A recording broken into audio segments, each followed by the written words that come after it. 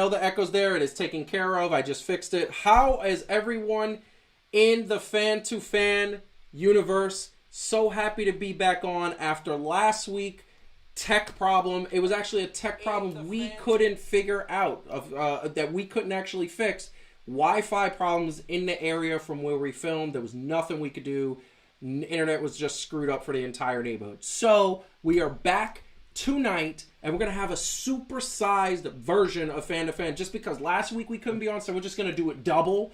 About an hour and a half to an hour and 45 minutes. So sit back, grab a drink of that special drink. Hopefully you are home. Hopefully you are safe. Hopefully you're happy.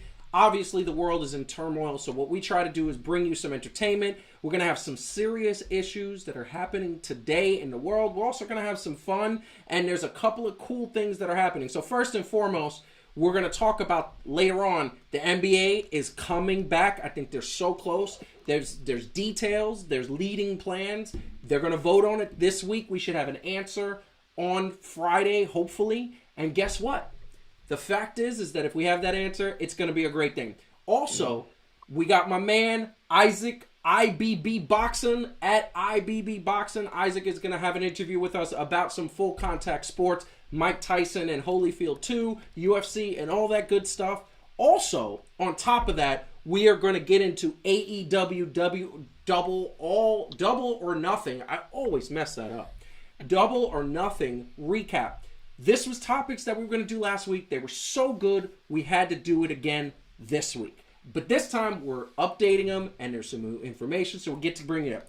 That being said, I want to introduce my peeps, my co-hosts. Let's go to Calvin. What is up, my man? How you doing? How is everything?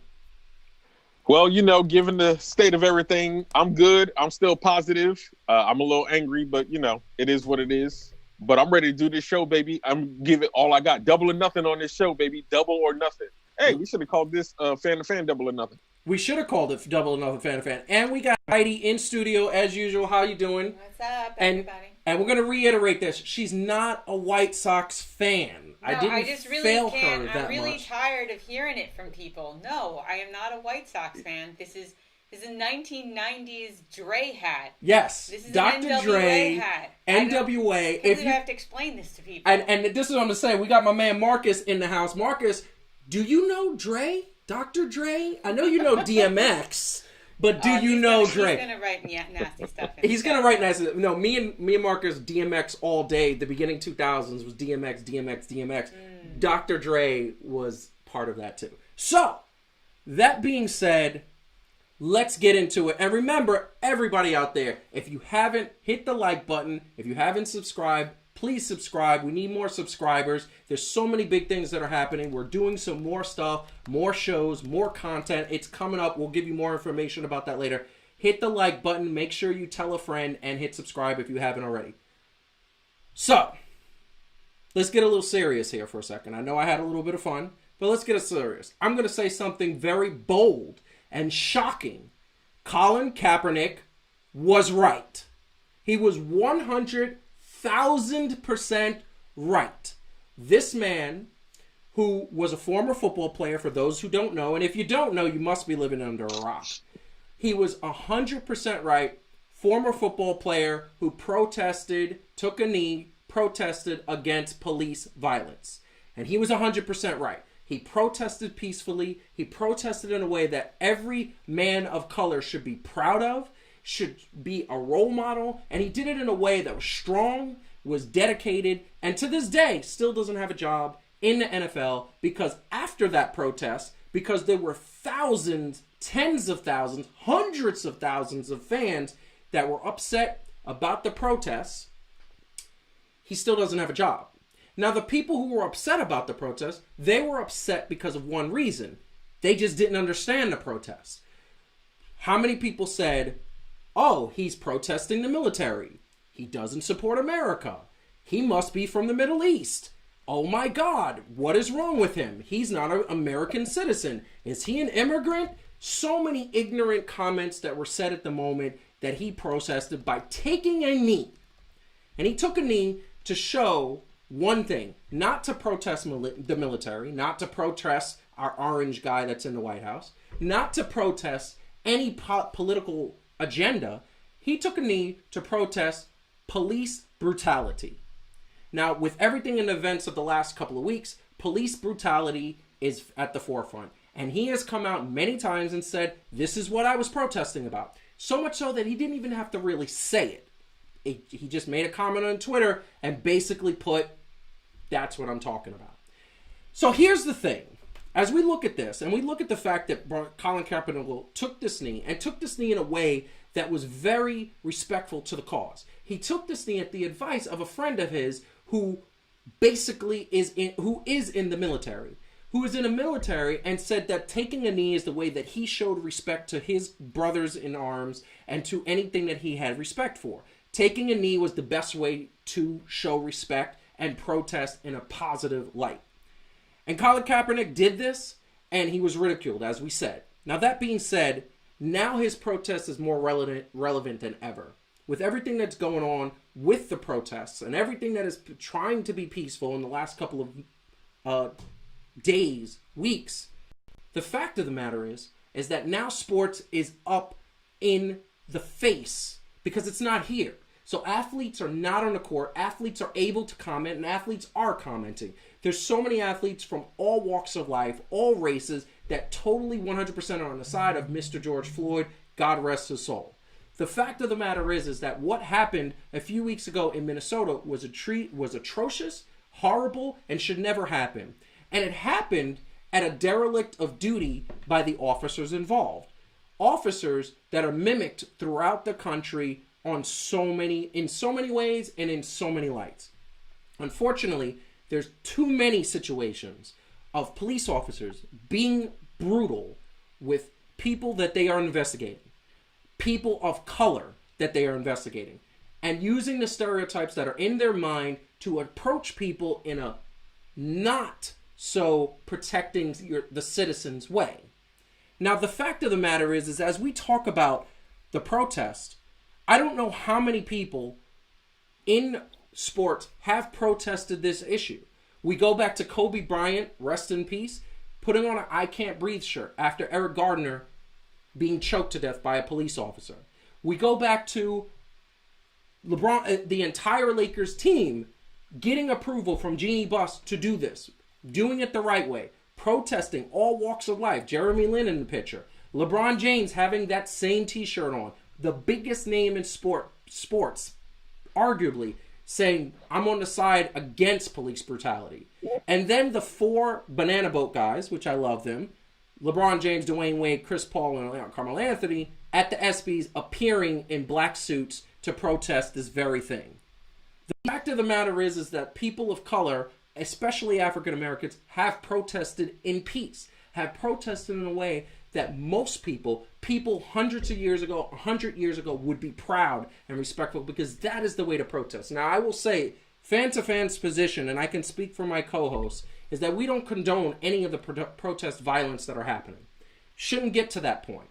But understand, and the thing that I will say personally as my own opinion, is that there is a systematic pent-up frustration that is coming from these protests that is happening due to the fact that this is an issue that hasn't been going on for 5 years, 10 years, 20 years, 50 years. It's been going on for hundreds of years, where people in power and authority have ridiculed, shamed, and denigrated people of color. The fact of the matter is that for hundreds of years, people have knelt in respect of religious figures, as people have knelt for the Pope. People have got down on their knees to show respect. And people did this again to show respect. People have been given a flag of a dead family member with a soldier kneeling, as the picture shows right there. Not to mention, all the way back to Pope Francis II, that's almost 200 years. That's about 150 years, actually, kneeling. And then we think about people being knighted in England. These are athletes that were knighted in front of the Queen of England and also Prince Charles, if I'm not mistaken, in a later picture, where these people were knighted because of great athletic achievement. Once again, taking a knee to show respect for their queen and their prince, their royal family. And this is the highest form of respect. And Colin Kaepernick displayed, and I always say Kaepernick displayed that same form of respect. And yes, I had to get Sir Patrick Stewart in there because I love him. He's amazing. So the thing that I say when I talk about this is that this is something that is personal to me as somebody who's been through this, who has been harassed by police officers as a man of color for doing something as simple as playing basketball in a park after 9 o'clock, which garners a ticket.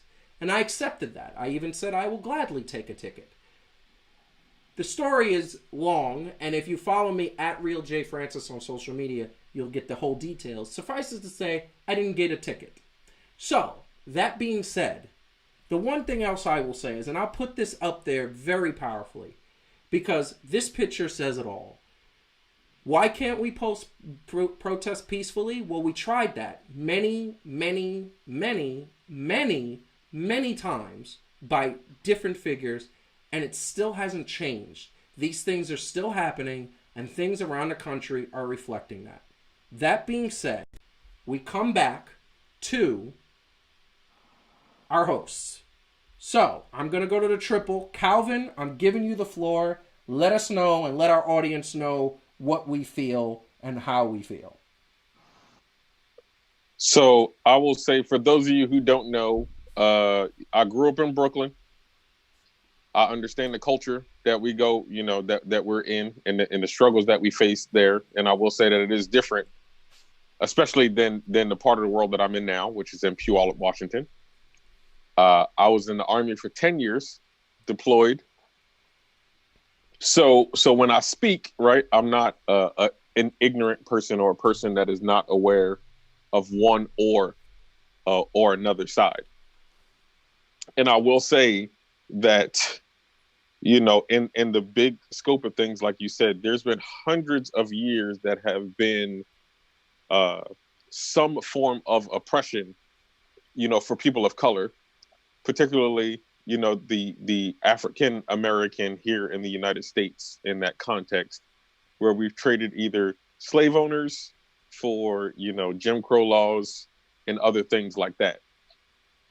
And while I can see why there are a certain sect of people in this country that wouldn't want to own up to stuff like that because it's either super uncomfortable for them or somehow they feel like, it makes them guilty by association or whatever the case may be.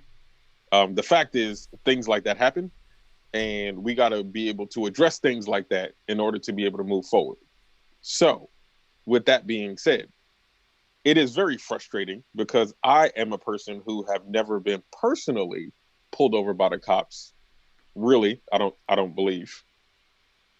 Yeah, no, right? And even serving in the military, I'll say this. I've been in a war zone, right? Where some of the scariest situations where people are legitimately pulling guns and you really don't know what's going on.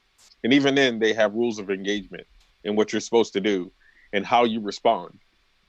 And in no way are you allowed to do what was done to this man here or many of the other people who were unjustly murdered at the hands of people who were supposed to protect them.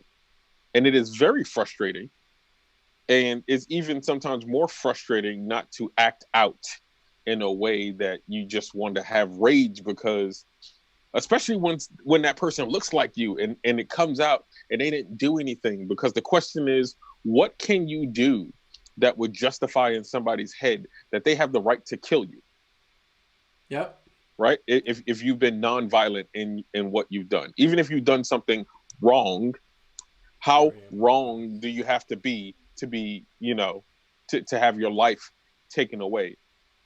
And then for the people to see that who are legitimately hurting, for somebody else to tell you, oh yeah, you might be hurting, but you might be grieving, but don't put that on me. Yeah. Don't make me uncomfortable. Don't bring that to the thing that brings me enjoyment or that might make my life a little bit uncomfortable. No, people don't want to hear that. Right. Yeah. And so we can have all of these funny sayings and good cops and things like that. Hey, newsflash, people, I like good cops. Yeah.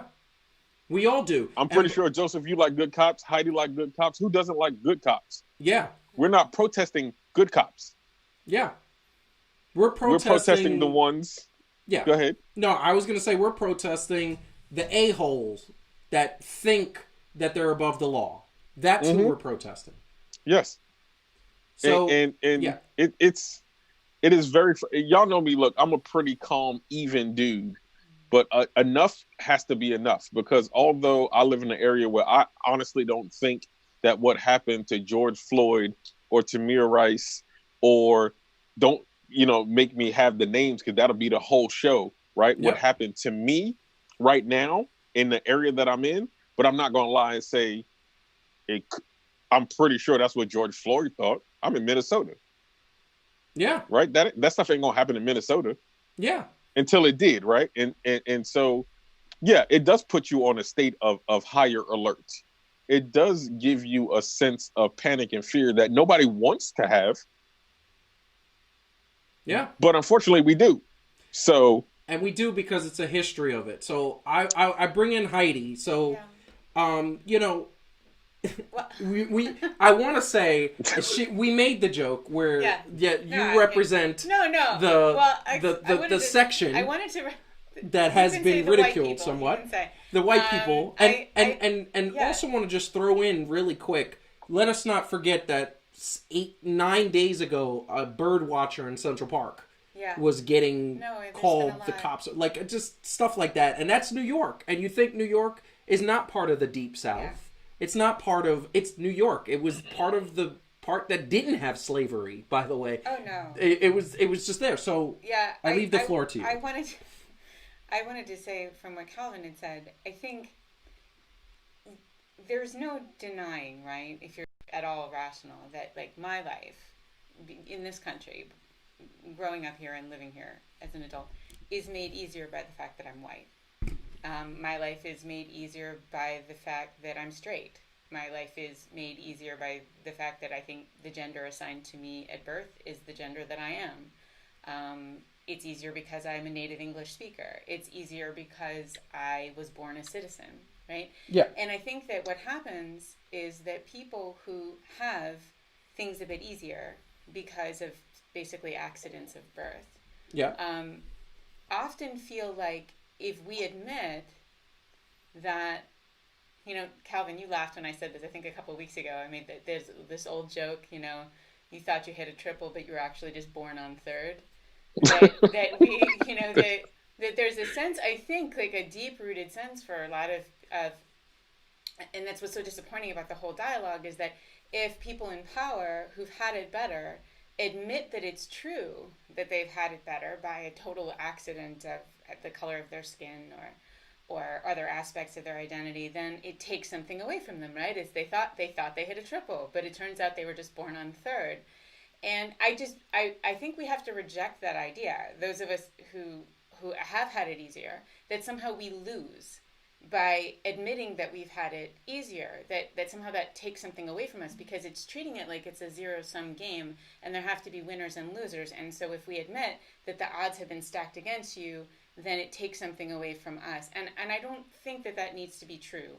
I think that the times we're in also kind of exacerbate that, right? I don't think it's an accident that you've seen so many incidences in the last 2 months of racial conflict and other kinds of conflict, because when people are scared and tense and angry, those kinds of us versus them attitudes just get worse, right? And but I think we have to be, I think those of us who've had it easier have to just get okay with the fact that we've had it easier. It doesn't take anything away from you as a person. It doesn't take anything really away from your accomplishments or the kind of person you are, the quality of the kind of person you are, to say, yeah, you know what? I was lucky. I also did some good things in my life, but I was also lucky. And it's okay to say other people aren't. Yeah, and the thing that I will say, and that, bringing it back to the sports world, because like I said, we are a sports show, and there's times, as I've said to you, I did use a sports metaphor. You did. No, you totally did. There are times where the sports thing, as much as we love sports, it's a little constrictive because I would love to go on a 30-minute rant about how horrible I really would. Yeah, and people know. I would love to go on a 30-minute rant how this disgusting this is, how I've had situations of people that I knew in high school who made comments that were really offensive, that we both knew, Calvin. You still know them. I knew them.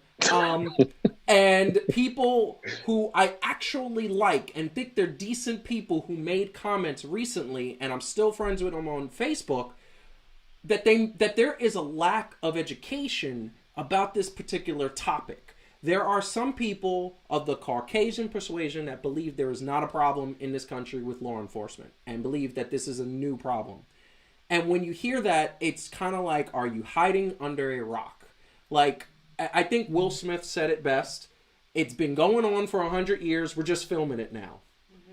And when he said that, it's amazing to me because that's the truth. Like, you can't deny. Like, that we learned in history, in school. Calvin, you were there. Heidi? Yeah. You're amazingly smart.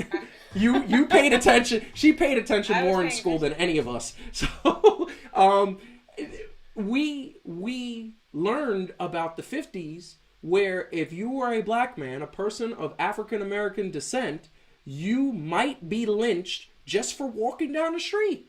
Mm-hmm. Like, you might be taken, and the cops of that time didn't care. Yeah. So, that being said, I'd love to go on that rant. I'm not going to. We're going to go back to sports. So, here's my question. And I'll throw this at Heidi, and then we'll go to Calvin. Okay. Colin Kaepernick. He protested police brutality 4 years ago. Mm-hmm. He started with he started with just kind of sitting down and not standing for the national anthem. I've gone to several, and people have known this, I've gone to several sporting events. Me and Heidi, I don't say the national anthem. I won't put my hand on my heart. I won't sit down, but I just stand up and I kind of listen, and then I sit back down because I know this is happening. Mm-hmm. At the end of the day, he ended up kneeling, which we've talked about personally. Yeah. What do you think about that type of protest, and should people have ridiculed him? No, well, of course not. But I think that it doesn't matter what he did. I mean, he, in other words, he couldn't have. The people who had an issue with what he did would have had an issue with any form of protest. Yes. Because again, I think it's about not wanting to acknowledge. You said, people don't believe that this is real, that this is a systemic problem because they don't want to. I mean, at the end of the day, the main determinant of what people believe or don't is whether or not they want to believe it, not whether or not it's true. Yeah. And that's true all across all kinds of beliefs that people have. So I don't think there was a way he could have done. I mean, first of all, I think the way he did it was incredibly respectful. Yeah. But I don't think there was a way for him to make that statement that would have sat well with the people who had a problem with it. Yes. And so there was no way for him to win that. There was no way for him to do that. All kinds of nonsense gets brought into it, like he's disrespecting the troops. What the heck do the troops have to do with that particular thing? Only if you decide to make it about that, right? Yes. He certainly never said that. So he never said that, and he actually cleared that wasn't the case. He actually cleared it. He said no. It's what happens when people don't like what you're saying, and again, I don't think they would care what he was saying unless they felt that somehow, if they admitted that it was true, that it would say something about them, right? Like Calvin mentioned, people sort of feeling guilt by association. I think it is also that feeling of people like to believe that the world is a just place and that good things happen to good people and bad things happen to bad people because it makes them feel safer to believe that's true. If I think rape victims deserve to be raped because they kind of had it coming, it makes me feel like I'm not going to get raped because I obviously don't have it coming, right? Yeah. So people invent a world where they think good things happen to good people to make themselves be able to sleep at night. They don't like the idea that innocent black men could be being mistreated at the hands of the police because it makes them feel like the world isn't a just place and it's super scary. I'm sorry, I'm going down the psychology road. No. You're going down what you know. I mean, here's the thing: you're going down what you know, and you're not. Well, listen, that's this topic brings out emotions in all of us, all of us, and you're going down what you know as a person, and what you know. What is your for those who don't know, Heidi Grant is Dr. Heidi Grant. Yeah. And she never lets me say it or brag about it, but she's Dr. Heidi Grant. She's a social psychologist. Her business is science, and her business is knowledge and fact. And we have several discussions about aliens because We're that's not not gonna talk fact. about aliens on No, this I show. know, You did we're not tell going me to talk that. about aliens, We are but definitely not this is talking the about aliens. thing. This is the thing about why we go into those topics, because I say aliens are real and they're here and blah blah blah blah, and she says I can't say that because it's not fact. She's a fact person, so she goes to the science, she goes to the facts, she goes to the knowledge. Very truthful and honest. That being said, Colin Kaepernick doesn't have a job in the NFL, okay, and got ridiculed. Most confirmed that he was blackballed after his protest, that a lot of people said, a lot of people's ticket sales would be hurt if he was hired as their backup quarterback because they would just drop support of the team. I don't think it was going to be true, because if people will come and see the Knicks, they're going to come and see a Colin Kaepernick football team, okay? Because that's sports fanatics. And you know it. That's why you're shaking your head. But at the end of the day, this is the question I have for you. What do you think, is he ever going to play football again? And especially now when his protest is very well justified. It's justified. He was right. You think he'll ever play football again? No, I don't think he will, and I don't think he should, not from a point of being upset or anything like that. But so my personal philosophy, if I'm doing something in the most respectful way that I can, even if it's disagreeing with a bigger thing, and I'm using a platform that I have to do that because I kind of get that social responsibility to do that, right? And you treat me that way, bump you. I don't need to then invest more energy and make more money for you. I'm gonna hit you in your pockets where it's gonna hurt.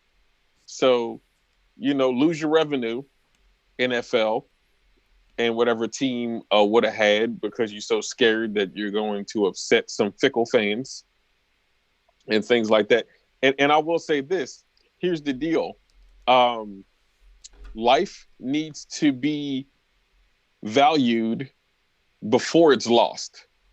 And if people did that, then we wouldn't have to kneel, and we wouldn't have to protest, and we wouldn't have to have conversations like this.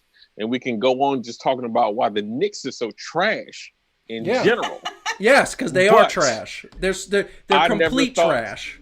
I never thought that I would have to. I would never thought that I would have to talk about something more trash than James Dolan on a sports podcast. But here we are. Yeah, trash. He is the trashiest. Okay, I actually would like, and maybe this is not popular, but I'd like to know. We should have a trash. What is it called? Oh my God, March Madness bracket. We'd have a trash bracket. We'd have a trash bracket. That was a great idea. And people in the chat, if you guys would like to see a trash bracket, and some of the participants will be James Dolan, AEW Women's Division, let's see, our President Orange, Putin. What? Putin? Can we put Putin? He's trash. No. He's trash. Trash. He rides a horse with his shirt off, and it's flabby. It's very flabby. And did Chelsea Handler. Chelsea Handler, yeah, that Chelsea Handler. There's other people that are Ja Rule. Let's put Ja Rule on the trash bracket. Do we really need to? Let's put Ja Rule. What? Get into hey man, that's what they used to call me in high school. I don't need to hear that. Didn't we call you Dave Chappelle? That too. Yeah. So go with Dave Chappelle. He's so much better. Do you want to put the Astros in there? The Astros, yes. Astros, trash. If that's what we're gonna do. People, let us know if you want to hear a trash bracket. Anyway, here's the bottom line, and I'm gonna say this, and look, this is one today. Yeah, we really are. By the way, I just noticed, Calvin, that in the rundown, he didn't even give timing to this segment. I didn't. He was just like, I'm just going to talk. I didn't. He literally didn't even put a time next to it. I didn't put a time. This is a super-sized fan-to-fan. We go until the topic dies. But the topic is dying. We are moving on. But I just want to end this. I want to end with this particular word and just basically say, look, police brutality is not great. If you see it, film it. If you're protesting out there, be safe, be peaceful. Looting is never good, because the one thing that gets messed up about looting, and our boy Isaac, who's going to talk about it in his interview later on, small business owners got hurt with these protests looting. It was really bad. The fact of the matter is, be safe. We've been saying that for months with COVID. Yes, we want you to be safe with your health, but be safe when you're protesting. Protest peacefully. Get the message through that police brutality is not the way to go. Police need to be re-educated, retrained, and hey, you could just have them watch episodes of Alaskan State Troopers, because they know how to police their people. So... Oh, I mean, can I just say, or, like, for real, or Reno 911. If y'all haven't watched, Reno 911, shorts are the key. But no, like, Alaskan State Troopers, seriously, these guys go into situations where they know for a fact that everyone in they're going to talk to is drunk on meth and has a gun. Yeah, drunk, high, and has a gun. Watch how they approach the situation, and it's all just like, we're all going to stay calm. We're just all going to stay calm. Yeah. And it's like, oh, you know, you really... And there is, like, for real, a lot of evidence that the de-escalation training, it is a skill that people don't naturally possess, but if they learn to do it, there's, like, huge impact in a lot of the cities where the police have had that. So I do think it is, like, if we just sort of say, like, hey, everybody stop being racist, it's probably not going to work. No. But, like, if we actually do some skill building and do a better job of weeding out some of the people that are clearly problematic, then, you know, then I think there's real potential for progress. So. Potential for progress. And the thing that I want to say also, and this is the last thing I'll say, and we can move on, because we got to move on. Yeah. Here's the thing. Kudos to the police officers. It's not clear when. Exactly. I'm not clear when. I forget time. There's kudos to the police officers that actually said, you know what? I'm going to see the human side of it. And they went and protested with the protesters. And by the way, there were no incidences in those protests, because there was a sense of we're being heard and we're being respected. And at the end of the day, this is what's going to calm down. So let's move on. Once again, I want to remind everybody, if you haven't hit the like button and you haven't hit subscribe, please do so immediately, because at the end of the day, that's how we grow, and more fan-to-fan conversations like this are going to come. And by the way, want to give a big shout-out to Angeli. Welcome back. Welcome back. You were gone for a couple of weeks. Welcome back. We love you. Puppy. She's got stuff going on. I know. Listen, we love when people got stuff going on, but we also Where's love the pizza? When you watch. Huh? Where's the pizza? Yes, she says there's pizza. There's pizza? And not there's pizza? Not for us. I keep telling Calvin, wait a second. On the show. It's gross. What do you mean? I'm virtual. Don't worry. It's fine. Keep going. Calvin You were almost transitioning to another segment. Calvin, you were right there. Calvin could go anywhere. He's virtual. That's right. He could be anywhere. Okay, so...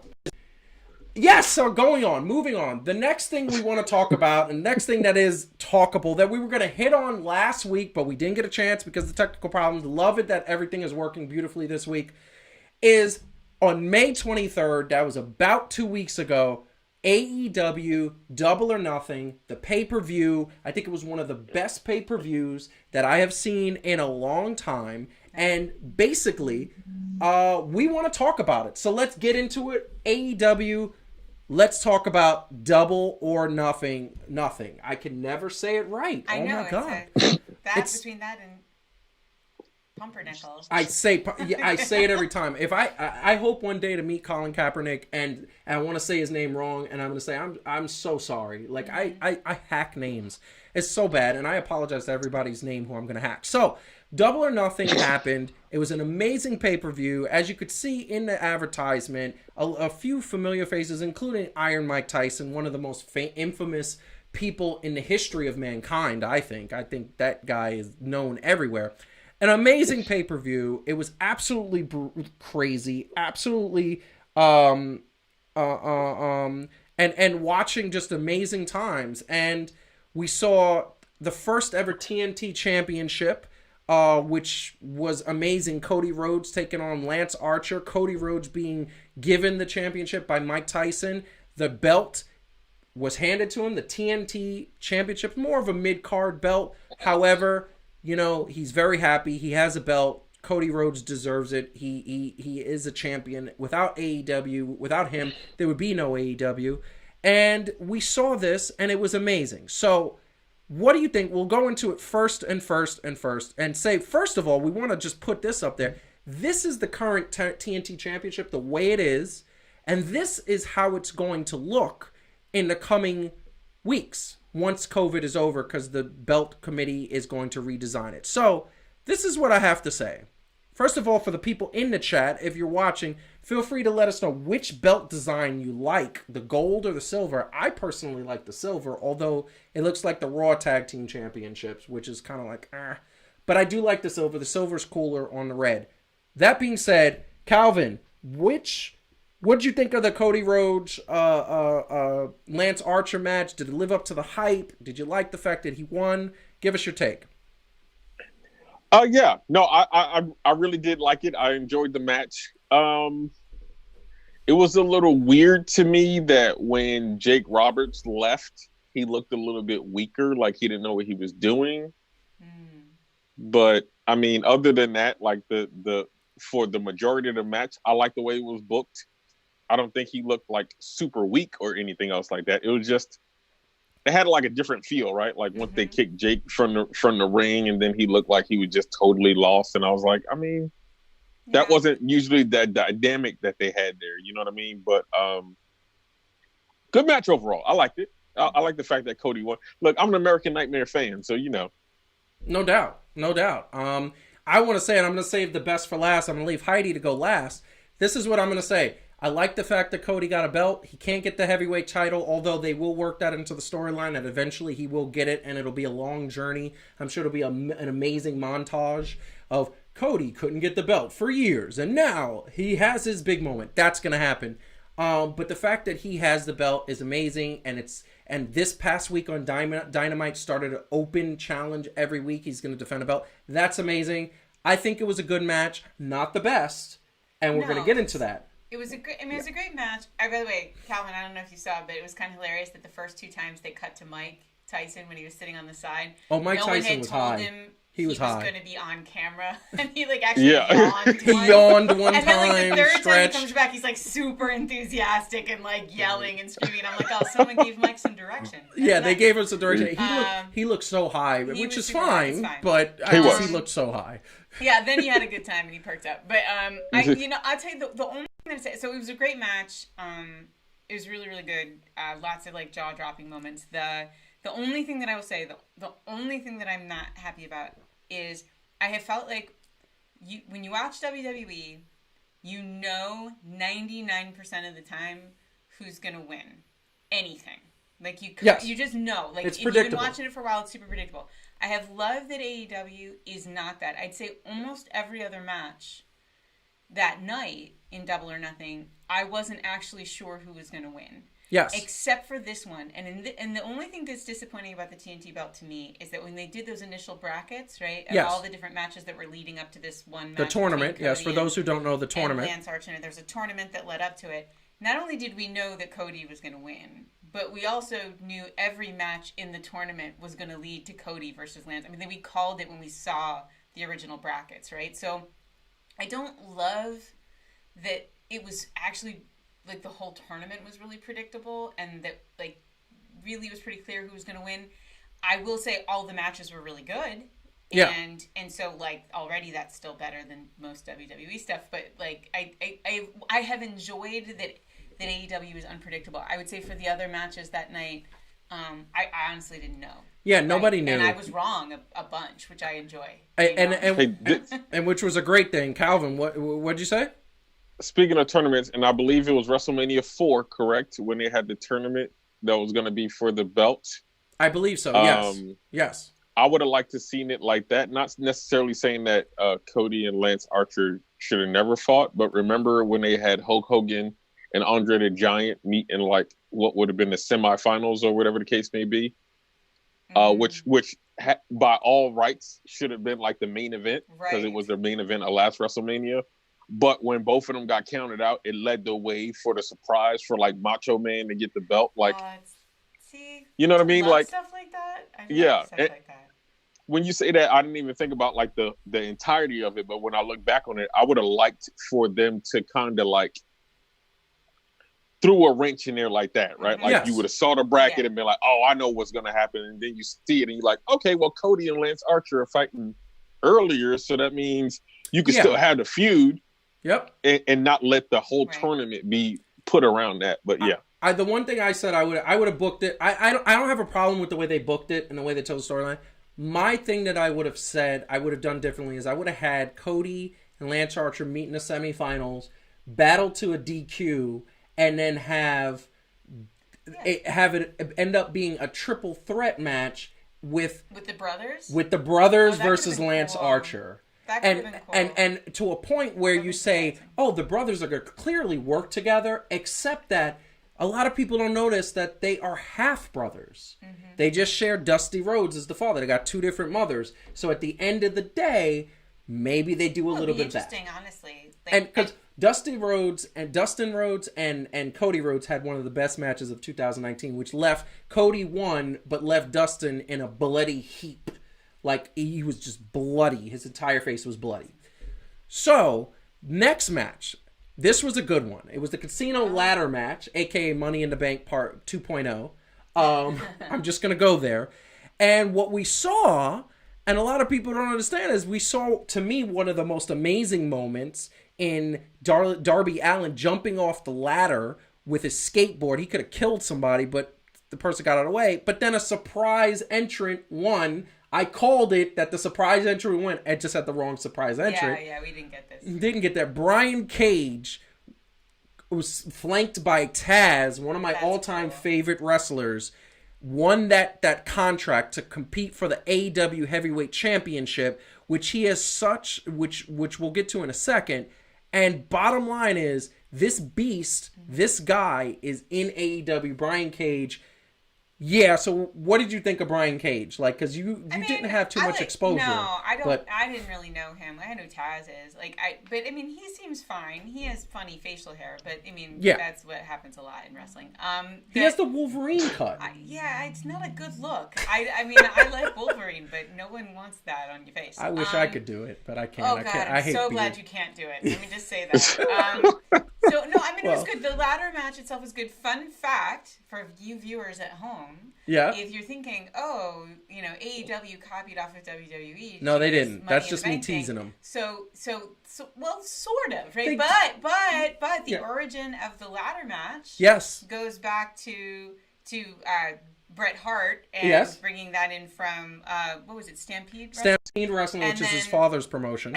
Stu Hart's promotion. The idea for the original Money in the Bank came from Chris Jericho, who never got to win. He invented the concept. Yes. And then Vince McMahon never let him win. So I think it's freaking hilarious that he took it over to AEW. Oh, absolutely. I say good for you, Le Champion.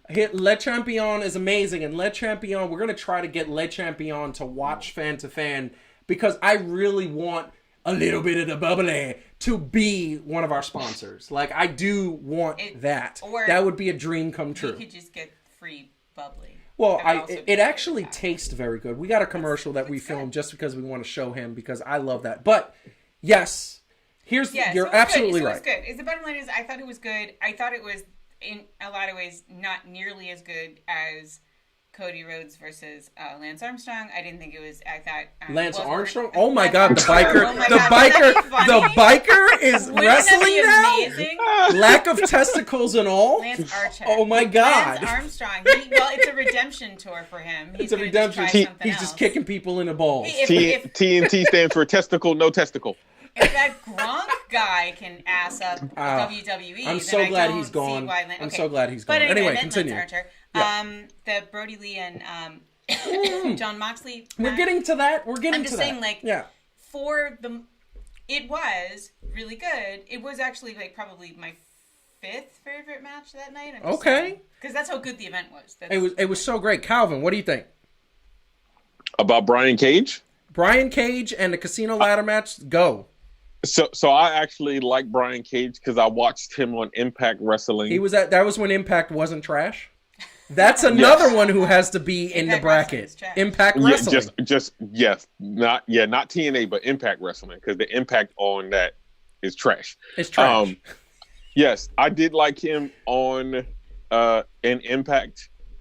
that whole angle of him and Johnny, whatever he wants to be nowadays.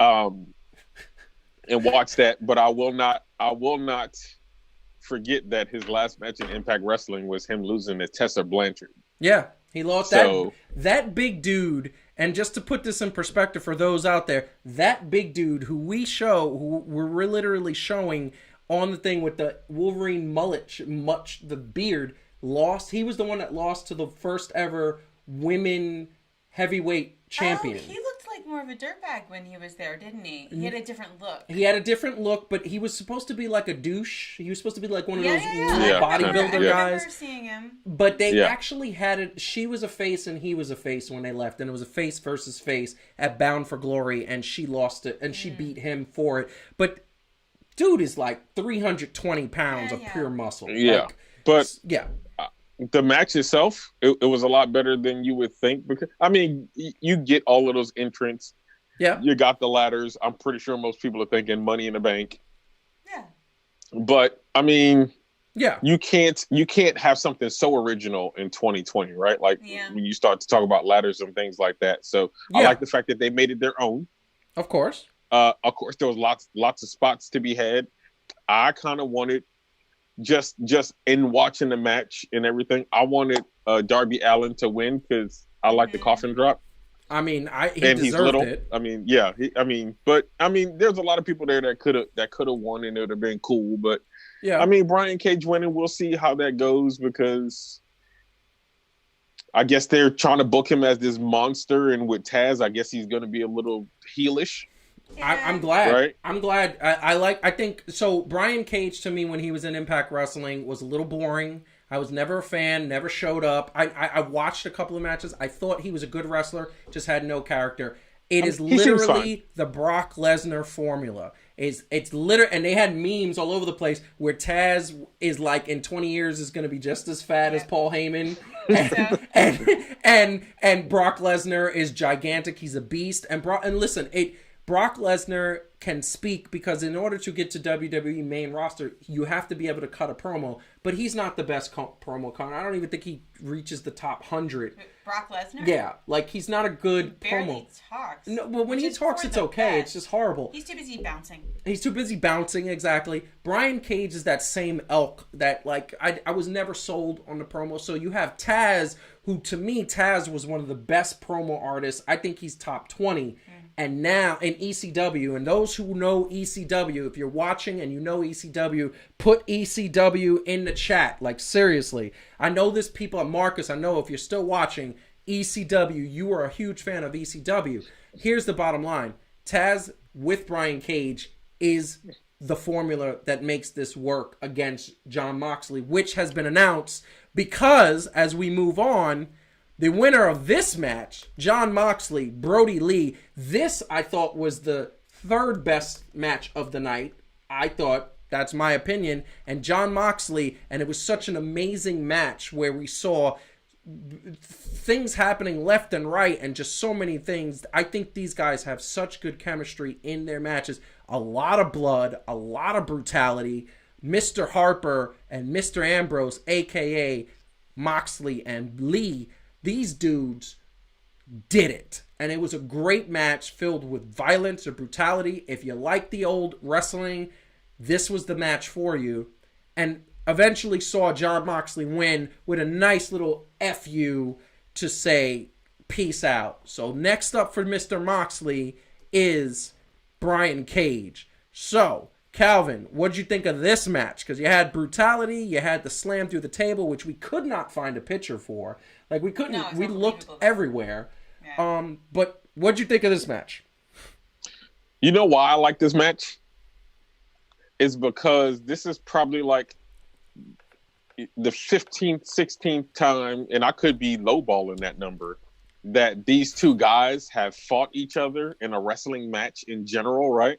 Even before WWE, right? Like on the Independence, they fought each other. Then in WWE in many iterations. So they have the chemistry, but this was still new, right? Like this didn't have the feel like, oh, I saw this match in WWE. Yeah. You know what I'm saying? I saw that when they fought in ladder matches before. It was just so different. It was so different. And I liked it. I mean, I wouldn't have been mad if Brody Lee would have won, but I kind of knew that. I didn't know, but it was kind of too soon for them to pull a WWE. Yeah, John Moxley, and change the belt every 2 weeks. Yeah, John Moxley had the belt for all of 2 months and hasn't really been able to defend it or been on camera much because of COVID. So I don't think Brian Cage is going to beat him. But Heidi, what did you think of this match? It was a great match. It was amazing, but I think it actually illustrates something that I don't like about the booking of the Casino Ladder match. Yeah. Money in the Bank. Money in the Bank 2.0. And I also didn't like about the way WWE did it this year. I like it when the Money in the Bank winner or the Casino Ladder match winner, right, who has that ability to challenge the title holder, actually is somebody we think might win. Yes. Right? Yes. Like, because that's what makes it exciting. I wanted AJ Styles to win it, because when AJ Styles has the Money in the Bank suitcase, that could be a title change. Yes. And then Otis wins it, and it's like, well, that's cute, but does anybody actually think Otis is going to win when he challenges for that? And no. I would say the same thing. Looking at Brody Lee and John Moxley, that is a fight that I didn't know who was going to win, and I love that I didn't know who was going to win. And when you tell me that, what's his name? Brian Cage. Brian Cage has it now. I want to say Brad. Brad Cage. Brad Cage. I'm sorry. Brad Cage versus Lance Armstrong. Brad Cage versus Lance Armstrong. That's the match of the decade. Brad and Lance.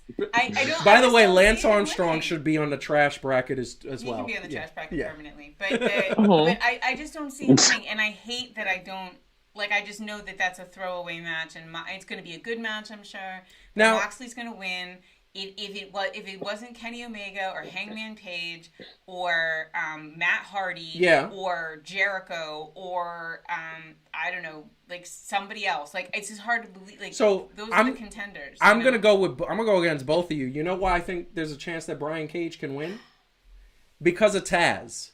I think them putting him with Taz gives him legitimate chance where when that next pay-per-view happens, because it's gonna be by the way. It's not happening at the next pay-per-view because it's happening at Fight Fest.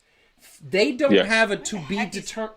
That's their new pay-per-view that they haven't picked the date for. Yeah, I don't believe it, though, because the whole rationale behind Kenny Omega not having it yet is that they're trying to wait for people to get to know Kenny Omega, right? In Americas, Well, I mean, people knew Kenny Omega more than they do Brad. Yeah. So that's true. Brad, that's his new nickname. I think he needs to build up a following with some interest around it before they hand him the big belt. Yeah. And that's why I just don't. That's the one thing. I actually think Darby Allin, to your point, Calvin, would have been somebody who I actually would go, would they put it on Darby Allin just to throw us? Maybe. Yeah.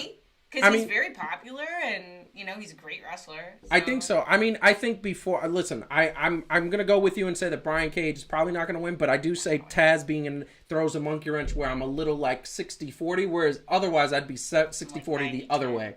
So now, this is what I will say. Yeah, go ahead.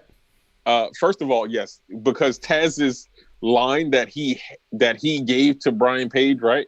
Beat me if you can, survive if I let you. Yes. That is amazing. I love that. That is amazing. For those who know ECW, they know that was Taz's tagline in ECW. But this is what I will say about this. Now, this is what would make something like a Money in the Bank or Casino Royale, to me, a little more interesting and feasible to work, right? Yes. Because when you have people like The Big Show, obviously that's WWE, or you have Otis, or, people like that in these matches, and you're like, ugh.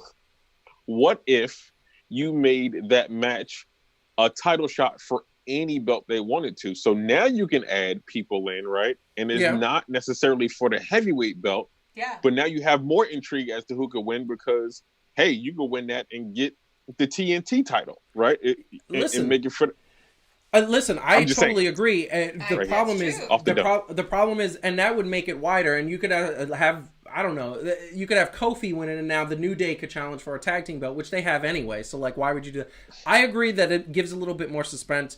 I will say that Brian Cage coming in and dominating, the way he did, look, he's a beast, and he's a big guy. Brad Cage is big. And really quick, because we do actually have to move on. Yes, please. Because even for a supersized episode, we're actually going long. Of course. But just really quickly, does MJF get to keep that ring forever? Yes. I thought that was a title. No, that is a title, but he keeps it forever, and every year they're going to have a tournament to have the newest. It's to have a newest type of. It's like a King of the Ring. Okay, like, for example, King Corbin is going to be King Corbin forever. Like, King Sheamus is King Sheamus. They just drop the gimmick, but eventually, when it gets stale, they drop it. But he's still the king.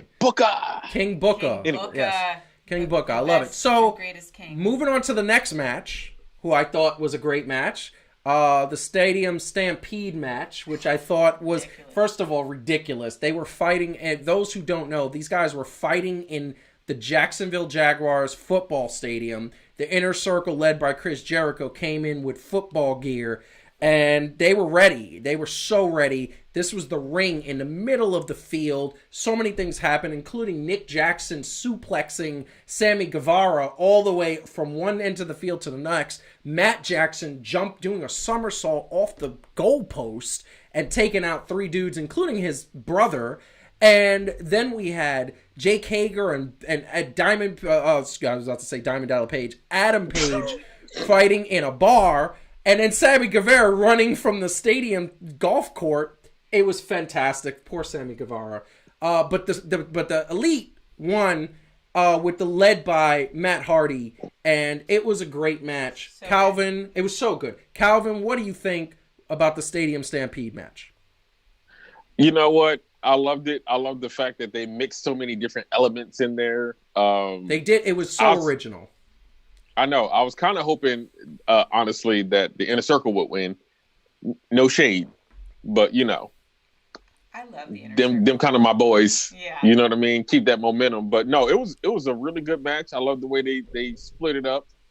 The suplex from one end to another, that was crazy. Like, right? It was insane. It was so insane that they did that. It was super good. It was super good, and I wanted them. I love the Inner Circle. I could watch those Bubbly Bunch episodes. Like, I just wish that was a whole show. Like, yes. Screw Total Divas. I want the Bubbly Bunch. I want that too. That is funny. First of all, Santana and Ortiz, Boricua in the house. Those I love them so much. They represent Puerto Ricans so well, New Yorkers, and so offensively, so offensively to the but because it's their gimmick and it's their creative, they're so funny, they're so creative, and by the way, I'm very upset. Why are they not getting their tag team belts?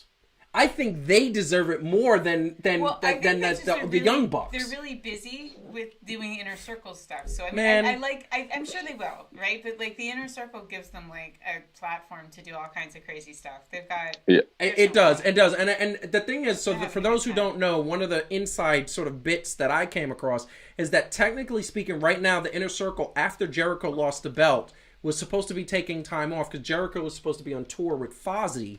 However, because of COVID, that tour didn't happen, so they kept the Inner Circle around, but they said, let's show their range. Yeah, they're doing like comedy. They're doing comedy. They're so good though. But Jericho was supposed to be back at the end of July because his tour was 3 months, 4 months actually, and when they come back, apparently they're going to be back on top.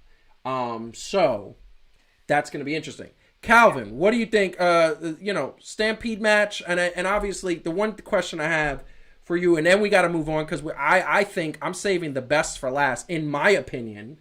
Okay. Okay. The one question I ask: if you had the Inner Circle coming back to dominance, who would you have on top, Jericho or Hager?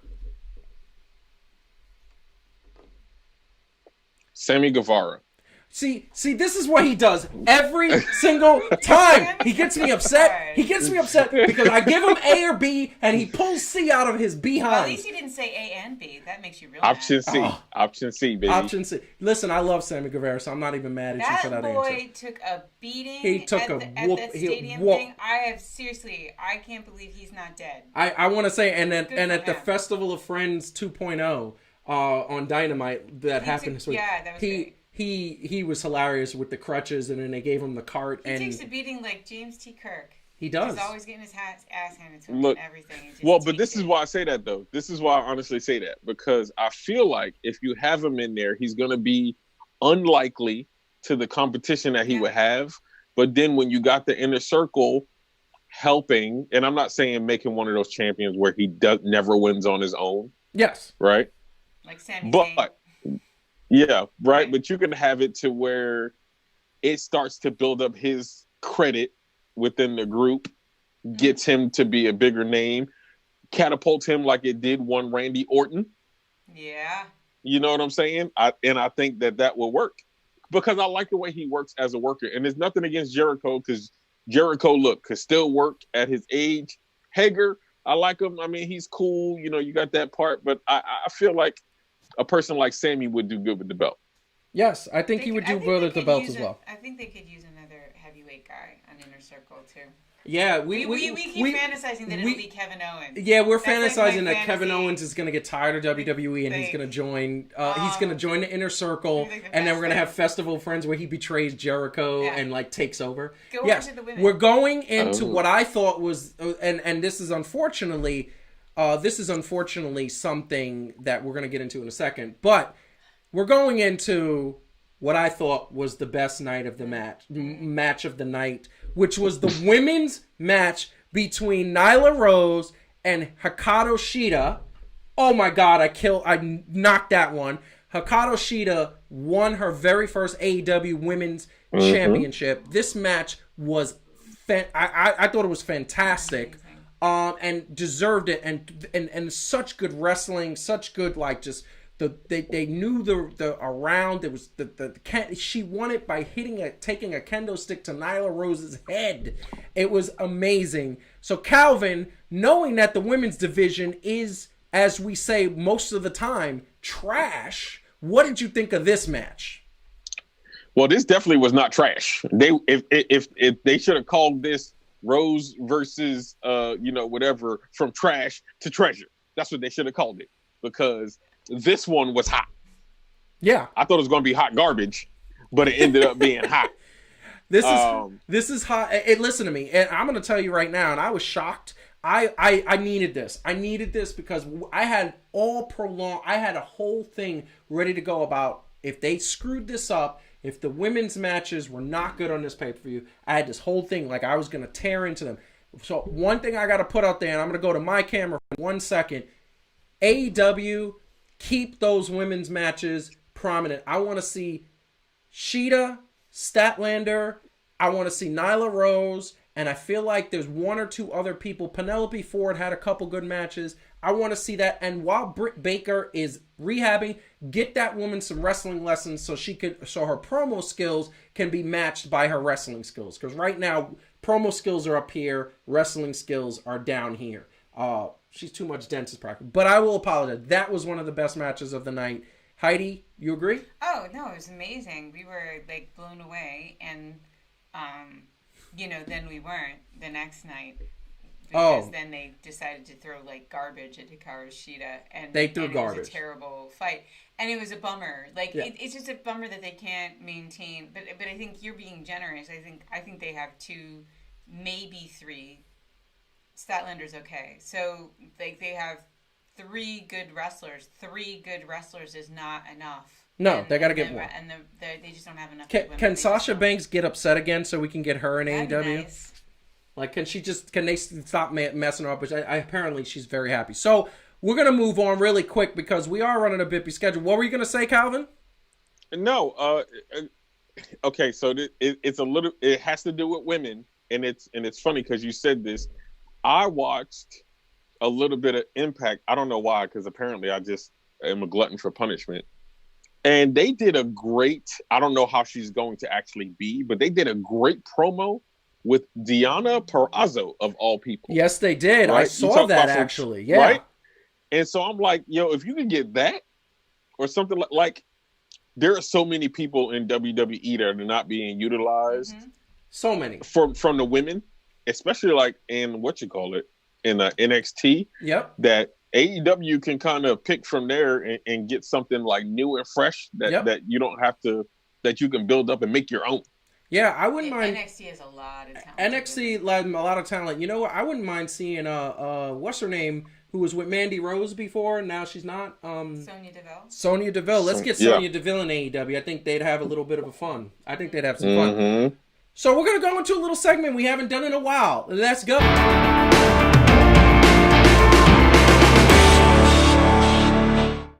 So I want you both to pick your best and the worst. I already picked my best. I thought it was the women's match. The worst, I thought, was MJF fighting Jungle Boy, which we didn't even feature because I thought it was just a waste of MJF's time. He is too much of one of the... I think he's their best heel, and you have him fighting Jungle Boy. I need to see something better with him. So I thought that was the worst. Heidi, what was your best? What was your worst? Do I even have a worst? I don't Come think on. I even know. I mean, I don't. I think you've infected Calvin. I don't think that I thought anything was terrible. I'm trying to think. Did they have like a throwaway match that I'm forgetting? But maybe. But I honestly didn't think anything was so bad. I mean, I think the one match we didn't watch Statlander versus. Okay, so that one. That one. Yes, then the best match, I'm gonna go with Stadium Stampede. That was a ton of fun. Really? Yeah. No, I liked it for the how much stuff was going on. And the bar fight between Jake Hager and Hangman Page was great. That was great because what you saw is people don't. If you saw it, then people know. But that segment, that part of the Stadium Stampede match, started off with Jake Hager sitting down next to Adam Hangman Page, and Adam Hangman Page literally nailing his line. By the way, future World Heavyweight Champion, in my opinion, also future top heel. Looking at Jake Hager and saying, "Are you here to drink or are you here to fight?" And they both took a gulp of whiskey, maybe apple juice, we don't know, looked like whiskey, and then just proceeded to beat the hell out of each other. So I give it, that was a great moment. Also, Adam Hangman Page riding in on a horse, and then Sammy Guevara running the length of the field from the golf cart. That was great. So that was a good pick. Calvin, what is your best and worst? You ain't gonna like this. Oh my God! Are you gonna pick two?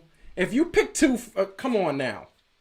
No. So here's the deal. I believe that I actually like the MJF and Jungle Boy match. Oh, okay, all right. Because I like the way it was set up. I feel like there was some psychology in there of wrestling and right, like it was setting up. So it was kind of. The match was a little bit telling the story. MJF is coming up. Yes. You know what I'm saying? Like, he's not fully there, but he's coming up. Jungle Boy wasn't a slouch. It wasn't like it was a runaway match. You know what I mean? Like, it was a good showing. Yes. So yeah. Okay. I'm going to go with that. And your worst? Quickly. I guess if I have to pick a worst, Statlander and... it didn't really do that much for me, I guess. That's okay. Safe Chris, bet. I mean, safe bet. Love it. And I love that you picked because normally you don't pick. Okay. Yeah, I mean, but it was. I mean, I think overall it was just a good pay-per-view. So to pick a worst in that, it was one of the best pay-per-views I think AEW has had, and it was definitely that. So, okay, bam.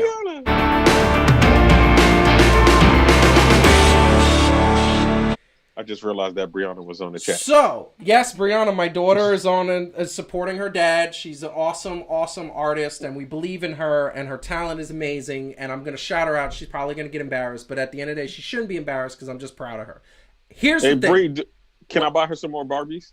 No. Oh, my God. I think she's past Barbies, man. She's 19 years old. Mm-hmm. I think she doesn't want Barbies. I think she American can use Girl a doll? Computer. So, but you're in that same boat as well. Venmo her. Just Venmo her like $1,500. I'm sure she'll love that. Just a cool $1,500. All right, cool. I got you. $1,500. That's all you got to do. So, next up, if you haven't hit like, if you haven't subscribed to the YouTube channel, please do. Share, tell a friend, hit the like button. We definitely want to keep this growing. Next up, my main man, Isaac. We are going to go to the interview. I'm going to put this on. It's a quick interview, not like last time. I think it's going to have some good times. Here you go, Mr. at IBB Boxing head boxing coach. Let's go. Hey, what's up, everybody? Fan to Fan. We are here with another interview with my good friend Isaac Benacourt, who is the head boxing coach at America Top Team, Charleston, South Carolina. What is up, my friend Isaac? How you doing? Hey, Joseph. Pictures of Evander Holyfield and Tyson Part 3, which is supposed to be going down in July 11th, Saudi Arabia. Pictures of him, from those two from the second fight. I believe that was the second more ear biting. Age of 53 and 54 years old. Yeah, 55, sorry. He just turned 55. Yeah. Evander, 55, sorry. Evander Holyfield and Mike Tyson know what this is. I just watched a great interview. They had a Mike Tyson ESPN Classics the other day where they were showing the fights from back in the 80s. They showed Mike Tyson versus James Tillis, which was one of his fights that at 19 years old went the distance. You know, everybody was used to Mike Tyson going the rounds and all, going like 2-3 rounds and knocking guys out. This was a great example of somebody who understood how to move and keep Mike Tyson on his toes. So it humanizes, drove Mike. Mike is a very emotional person. He's a very honest person. And that's what people love about him. That's why you can go anywhere and they love Mike Tyson. They know who Mike Tyson is. You go to Japan, they know who Mike Tyson is. Of course. Anyway, Saudi Arabia, Mike Tyson, they know who he is. He's a household name. But Mike was the baddest man on the planet at one point. My thing with him was that, when that happened, it showed that he wasn't mentally prepared for the bout. And him biting Evander Holyfield, that showed that he was just not emotionally stable.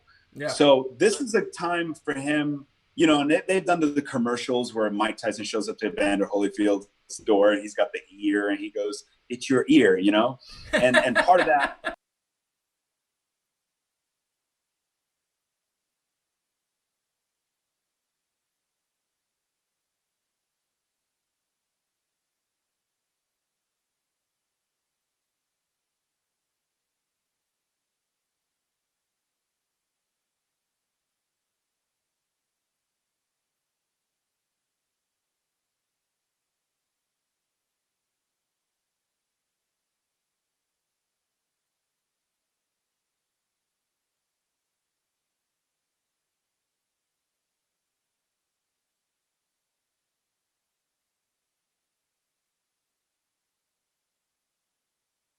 Roy Jones fought, and let's not forget Bernard Hopkins, the oldest world champion, right?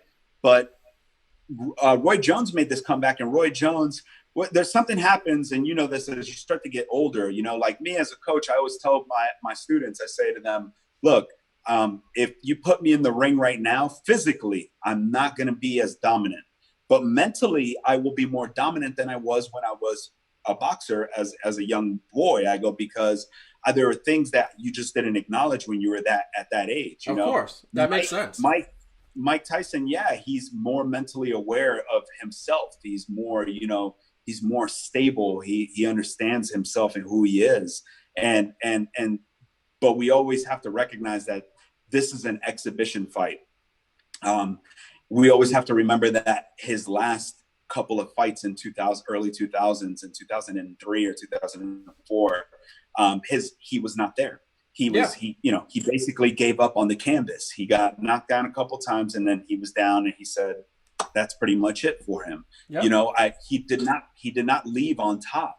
And part of that is because he was a little bit older. He was just a little bit slower.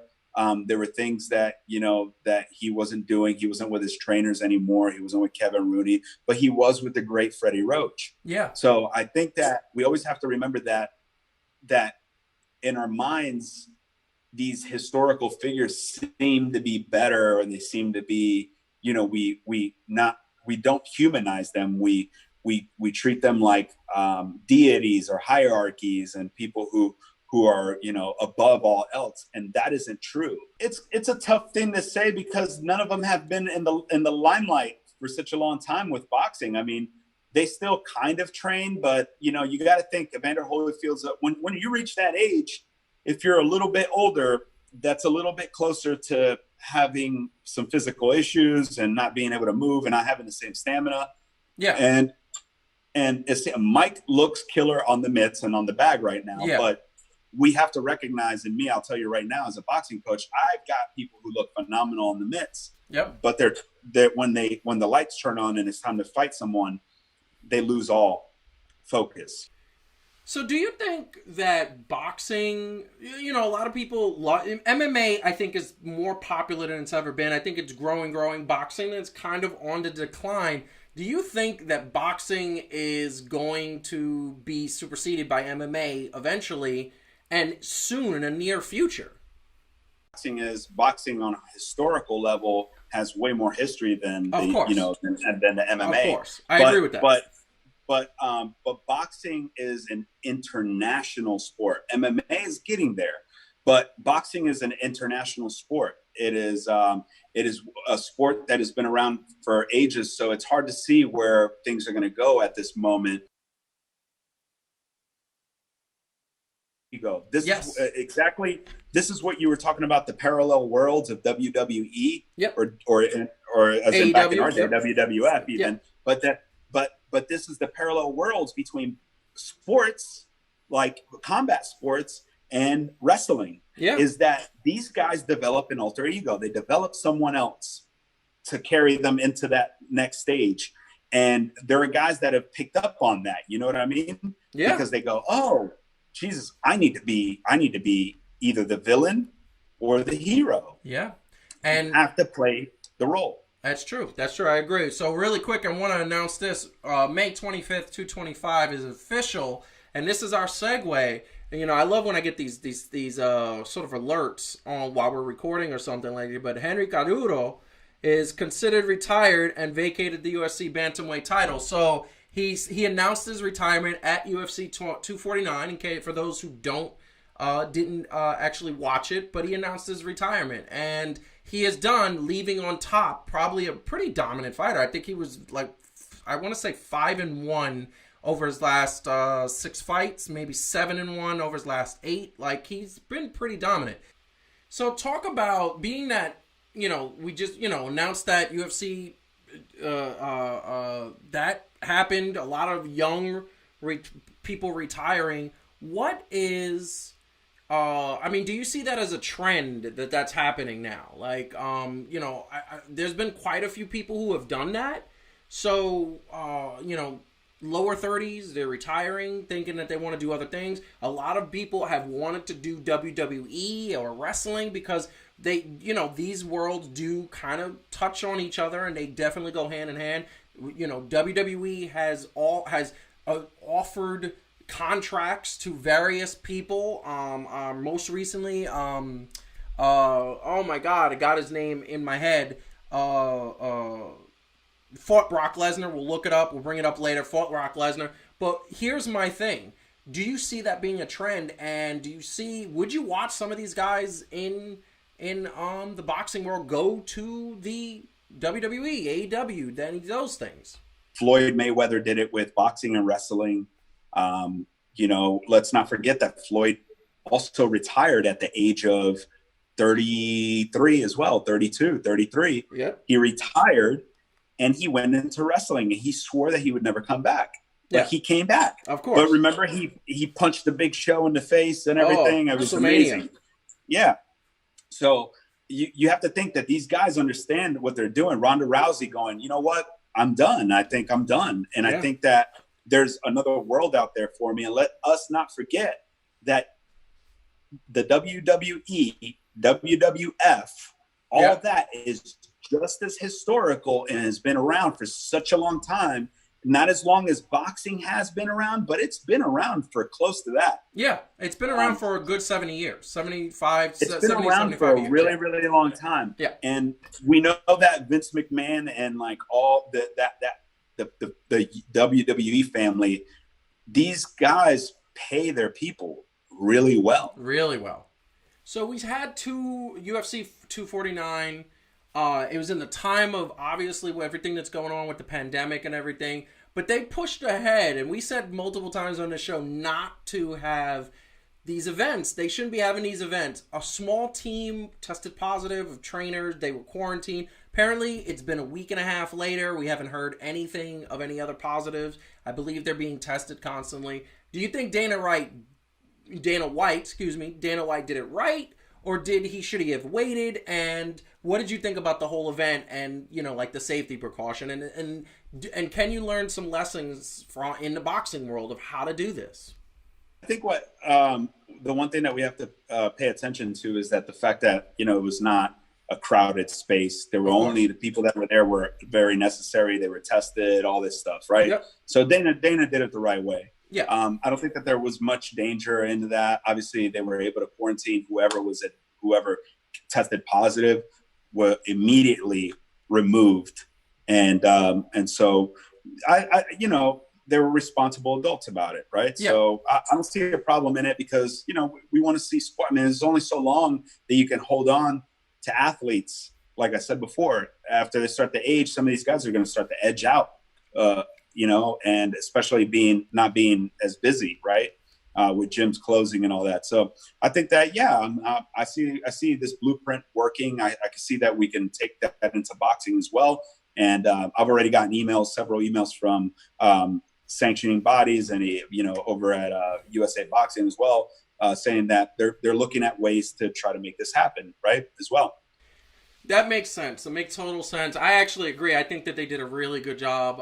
UFC and in the boxing world, I think every world should be taking note. Hopefully nobody else gets sick.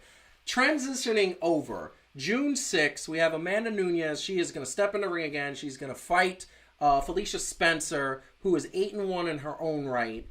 This is what I want to know. Do you think anybody is going to beat this woman? Because she has been a beast. She's been, to me, more dominant than Ronda Rousey was. And that's saying a lot because Ronda Rousey was amazingly dominant. This woman had that bantamweight women's title for the better part of like 10 years. And only thing that crashed her, in my opinion, was her acting career. She wanted to do other things. She wasn't really into the training. Do you think Amanda is going to lose eventually? I mean, right? She's human, right? Like, I would think so. What do you think? The thing about Amanda, and we always have to remember, and I think we discussed this before, talking about like Mike Tyson and all that, is that she's a human. We're all human. I mean, in the fight game, when we start to talk about like somebody being like a beast, they're only a beast at their peak and only in certain moments and pockets of time, right? So Amanda Nunes, excuse me, this is her time. Beating Ronda wasn't, it wasn't detrimental because Ronda's, I had already, like you said, mentally almost checked out after losing to Holly. Yeah. Let me pause real quick and just say that Holly Holmes, we cannot overlook the fact that when Ronda fought Holly, Ronda was at the top.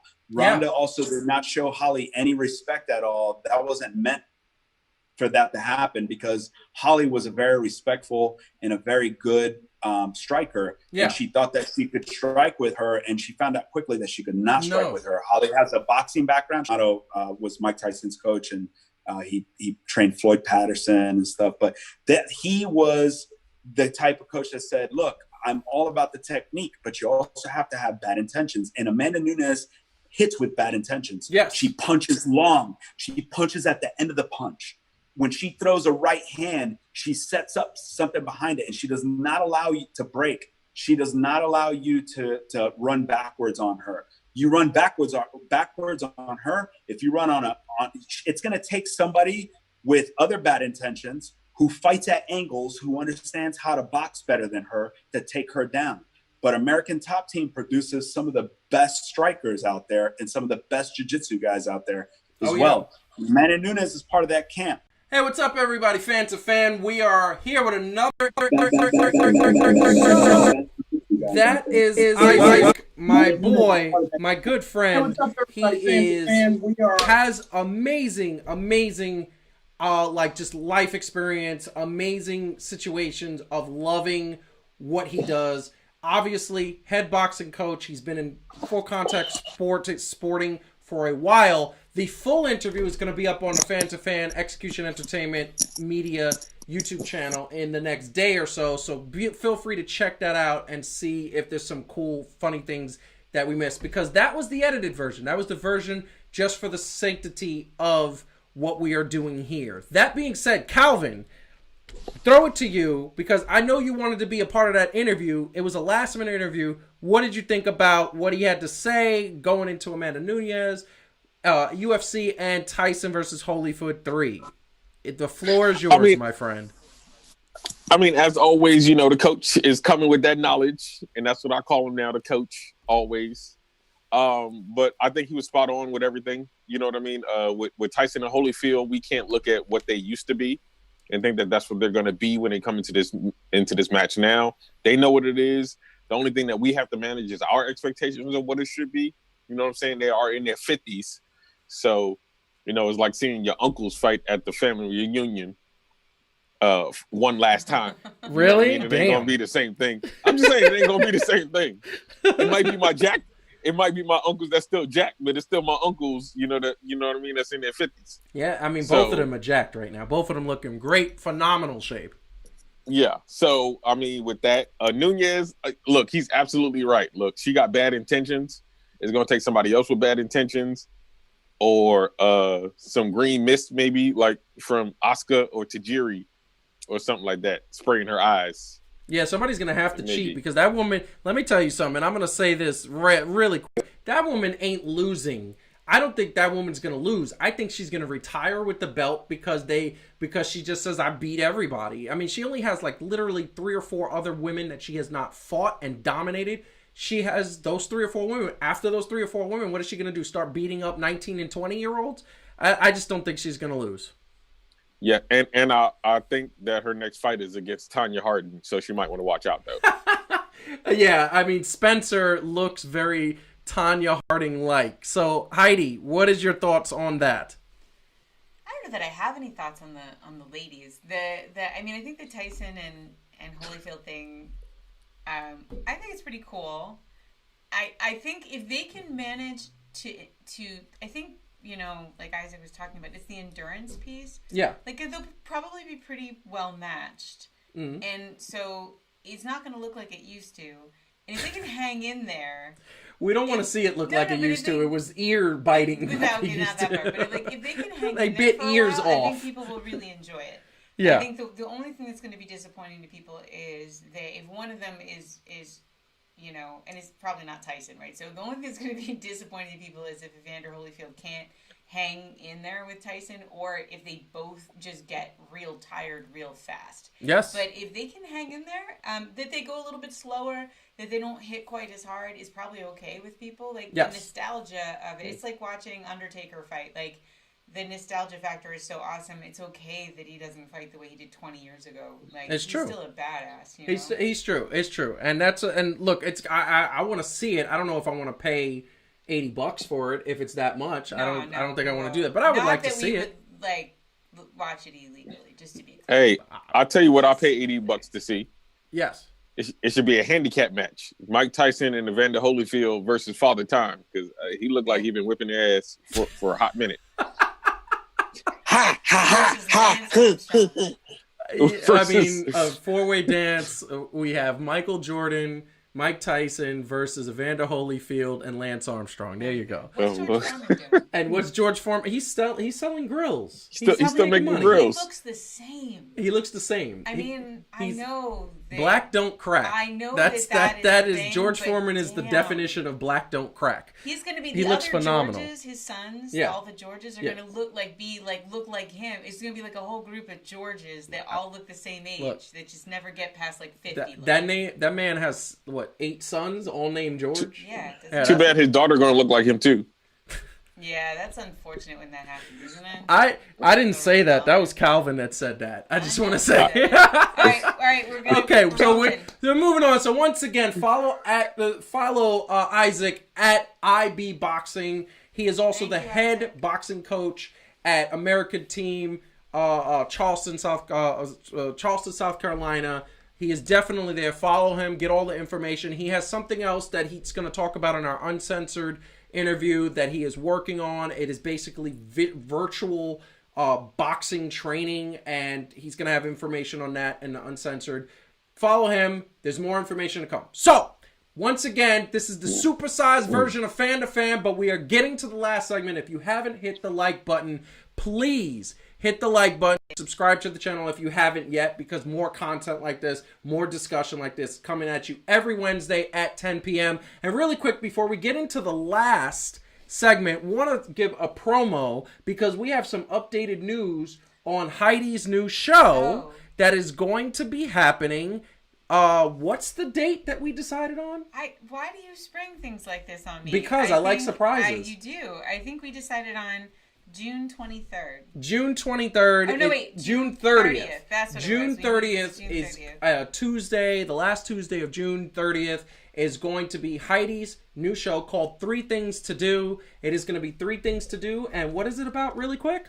It's like for all kinds of problems that we all have all the time, what are 3 things that you can do to be better at something that actually will work, right? So in the first couple of episodes, we talk about things like coping with uncertainty is like the first episode, because obviously people are dealing with a lot of uncertainty right now. That's really hard. So what are some actually like science-based strategies you can use to kind of deal with it better? In the second episode, we talk about managing your emotions. Yes. In the third, because everybody could use that, by the way, like, nope, everybody needs help managing the feelings. Everybody.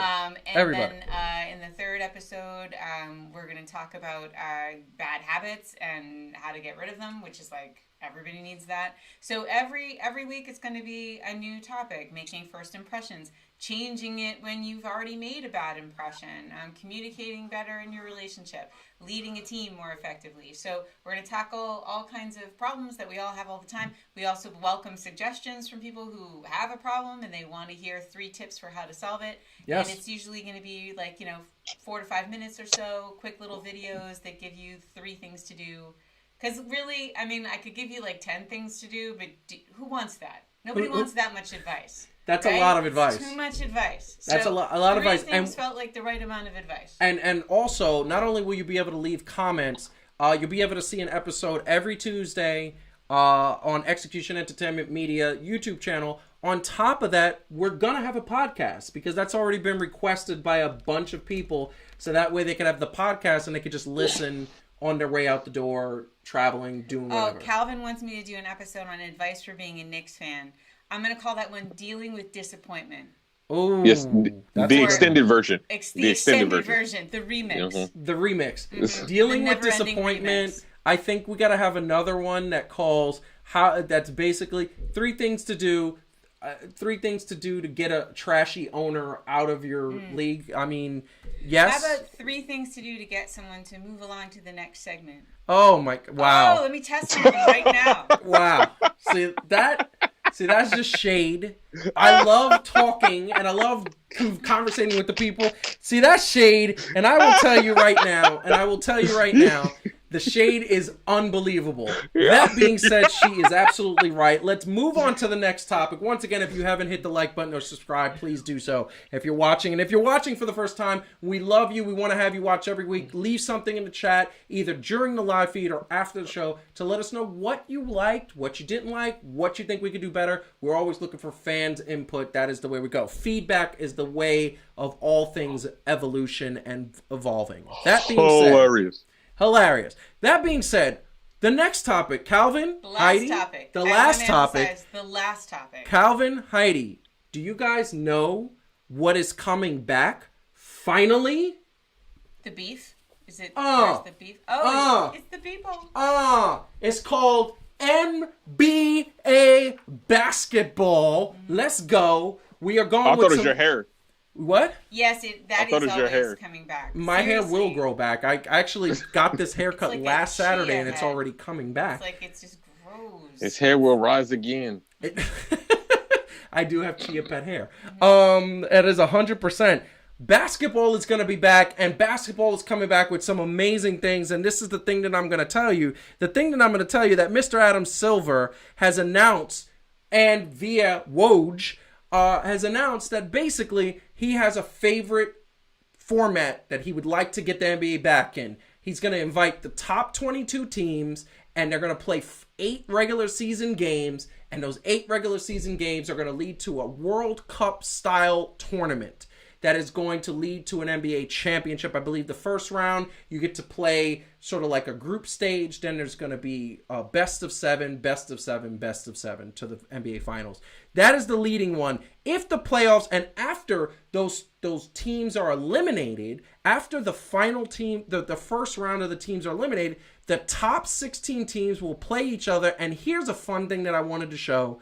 Looking at this, top 16 teams in the second round that will play the NBA. These are the matchups that if the playoffs started today, this is the matchups you would get. That would be insane. Insane.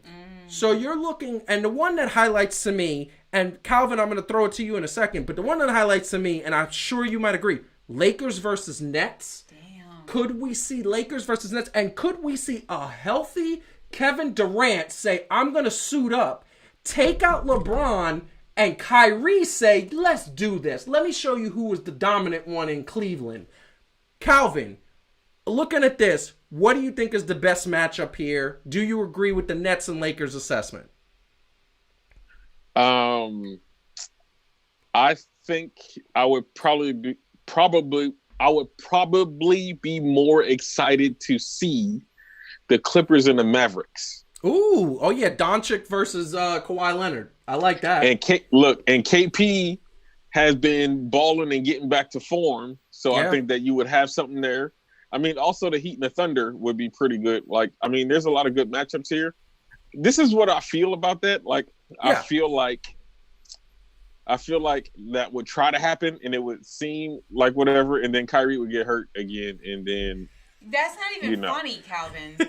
Why you gotta throw salt in a deep, deep wound? Because we don't have to talk about my fantasy team again, but let's talk about it. The Because fantasy, God, yeah, she had Kyrie Irving, just for those who don't know, and he came back for 10 games, got injured, came back for another 10, and then stayed the rest of the year injured. Got injured, and then Yeah. everybody got Everybody. Kyrie had You a had a- hangnail.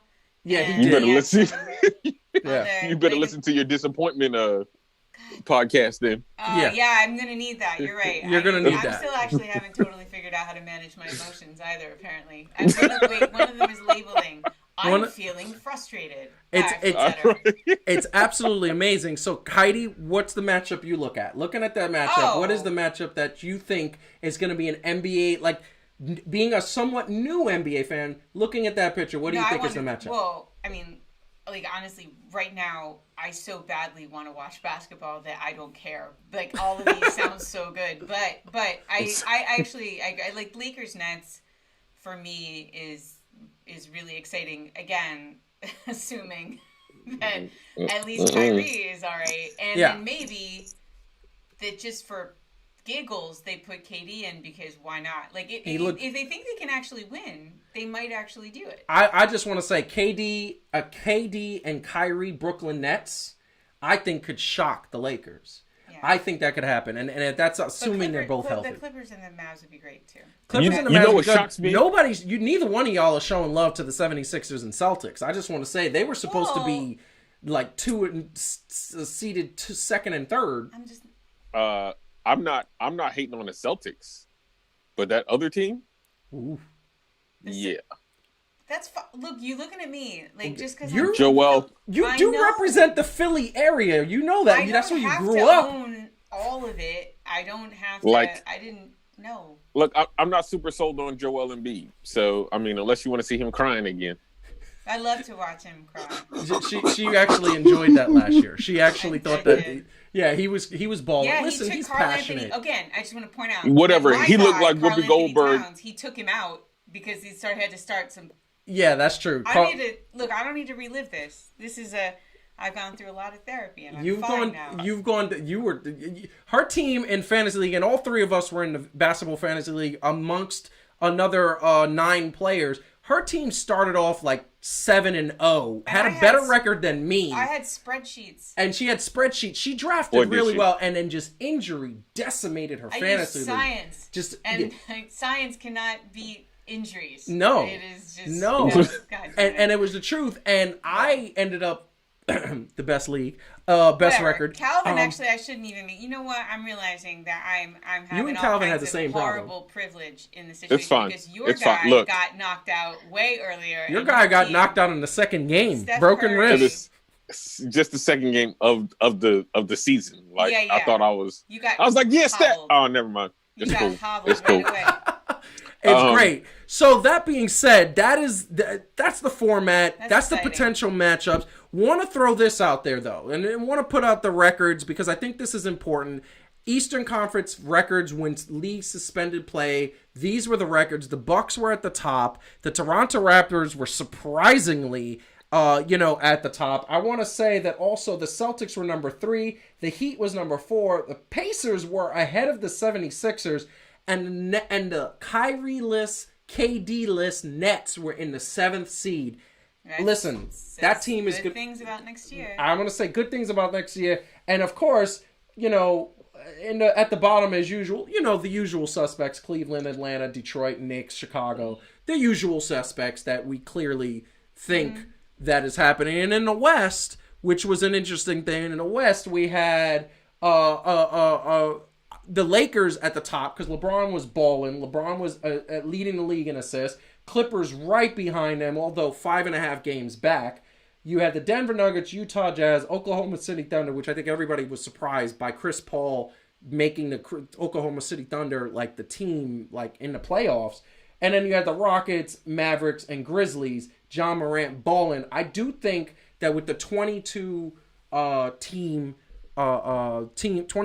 teams salute, like the 22 teams being invited, I think it's fair for the Pelicans because there's going to be 12 there's going to be 12 or 13 Western teams and the rest are going to be East teams. So it's going to be uneven as to who's invited. I just want to say, because I know one of the questions you're going to ask as we wrap up is that what we think of this proposal. Yes. And I do want to say that part of me does think it's a little mean that when there are 30 teams in the league and like you're going to invite 22 of them back. So here's the thing. Like, why not just invite all 30? No. Because they not. trash. This is Because they're exactly trash. what Calvin just said. I don't want to see the Knicks, the Nets. I don't want to. The Knicks and the Hawks and the Cleveland Cavaliers. Golden State is like watching. Like it's just like watching a car wreck. No. Listen to me. And Golden State's hurt. So obviously, like, if they got invited, I'd be like, at least that's for past achievement. But here's the thing. I don't want to see Spurs? The Spurs are not in the playoffs right now, but they could be invited because they are, I think, the 12th seed or something. They're pretty close. Here's the thing.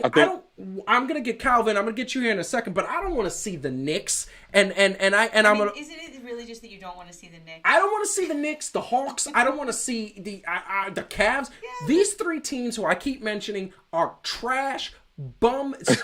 They need to listen. All 3 of those teams need to be in our trash bracket because all 3 of them are trash for a long time. What's his name is in Atlanta? You had me at Knicks. Boy. Trae Young. Yeah. Trae Young is balling, but Trae Young he needs to get out of it. But the whole team is trash. All right. The rest of it is Trae Young and everybody else. Collective. They're collective trash. Right, so collective trash. Calvin, yes. I would just like to point out that Charles Barkley eloquently said that without Steph and Clay, Draymond Green is averaging a triple single, which it's true. It's true. He's not lying. Draymond Green had the worst year of his career, and why? Because they don't have to guard anybody else on the Golden State Warriors. I love Charles Barkley. I love Charles Barkley. Charles Barkley is the truth of the NBA. God. Oh my God, he's the truth of the NBA. Great. So, what do you think about the proposal, Calvin? What is your feeling on this? Look, I'm okay. Look, if you want to be invited in, play better, right? Yes. Hands down. What is it? Coffees for winners? Yeah. Yeah. Yes. Coffees for closers. Yeah. See, coffees for closers. Like if you're on coffees for closers.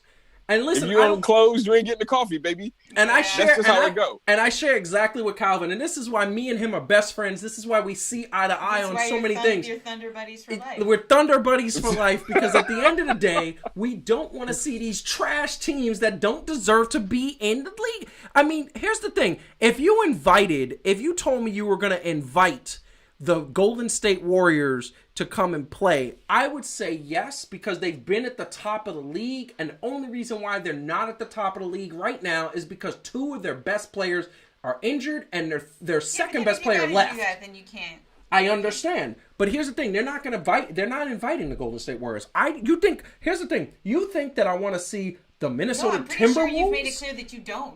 I actually do understand. And as much as I love Devin Booker, and I love Devin Booker, I wish he could be on the Knicks when the Knicks don't have James Dolan. Devin Booker is the real deal, and DeAndre Ayton is talented. I don't want to see the Phoenix Suns in the playoffs. I think you've made it clear that you really don't want to see the bottom 8 teams in the playoffs. No, absolutely not. They don't deserve it, and that's what Calvin said. So I hear you. Yeah. Yeah. Like you look, and this is my problem with it. Yeah. You invite the Knicks because they can't even lose right. So here, they can't even lose right. Starting me on a rant, okay? Yeah, so go on your rant. You're gonna invite the Knicks, and they're gonna mess it up by winning, and then by winning, they're gonna get spanked, and they're gonna give us some more false hopes. Yep. And then, next thing you know, the Pacers are gonna be in the finals for no reason. He's not lying. He's not lying. So that is a horrifying chain of events, and I see the error of my ways. It happened. It happened. You know what? I think there should be 22 teams. That's what I think. You don't understand. So viewers out there, everybody's still watching. Thank you very much for staying up late with us. We're almost done. But she watched The Last Stand with me, and it was one episode. Such a good documentary. 10 series. If you haven't seen it, The Last Stand, ESPN. That was a great documentary. One of the best documentaries I've ever seen. The Last Stand talked about the Bulls' 6 championships and where they came from and how they got there. And it was the episode where they featured the Knicks. And God, all the pain and hurt. I had tears in my eyes from all of the... It was really hard to watch it with him. I'm not going to sit here and lie. It was so sad. It was kind of unpleasant. It was ridiculous. It's like high school all over again. There was a lot of pain because it was when they were good, and then you were remembering that. But then it was when they were good, but not good enough. No, they were not good. They were good, but not good enough, and that's exactly what I was. Listen, I've said it before, and I'll say it again. Michael Jordan needs to employ Patrick Ewing forever because he single-handedly kept him from winning anything, college and and professional. Unbelievable. Anyway, it's twitchy when he hears like Michael Jordan. He just go. He wakes up in the middle like Jordan. Spectacular move. Okay. Last little bit of the NBA because we're so excited. We love the NBA. I think we're NBA fans. So, last little bit is that one of the NBA players who I consider an upper echelon of NBA talent actually came out and said that he does not want to play and come back and play unless Dame Lillard has a chance to make the playoffs. Because the Portland Trailblazers at this particular moment are right on the cusp of right on the edge of that 8th seed. They're trying to get in. They'd be in the 22, right? Say that again? They'd be in the 22? They would. I would assume they would be in the 22. So they would be in the 22. He would definitely like this plan. But I just want to put out there, like, for Dame Lillard to say this was very important. And the thing that I'm going to read this, if we come back and they're just like, we're going to add a few games to finish the regular season, and they're throwing us out there for these meaningless games, and we don't have a true opportunity to get into the playoffs, I'm going to be with my team because I support my team. I'm part of the team, but I'm not going to participate. I'm telling you that right now. Because here's the bottom line.